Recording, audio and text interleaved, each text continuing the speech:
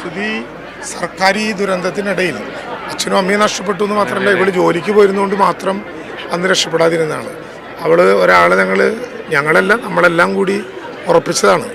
അതും ഒരു ആക്സിഡൻറ്റിൽ നഷ്ടപ്പെട്ടു. സുധി ഇപ്പോൾ സർക്കാർ ജോലിക്കാരിയാണ്. സുധിക്ക് വീട് കൊടുക്കുന്നുണ്ട്. അപ്പോൾ സുധി ഉൾപ്പെടെ നമ്മളെല്ലാവരെയും ചേർത്ത് പിടിക്കുകയാണ്.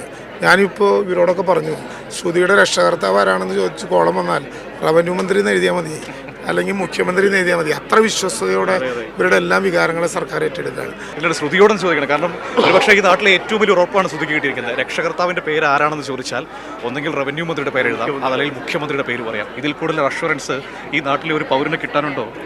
ഒരിക്കലുമില്ല. ഭയങ്കര സന്തോഷമുണ്ട്.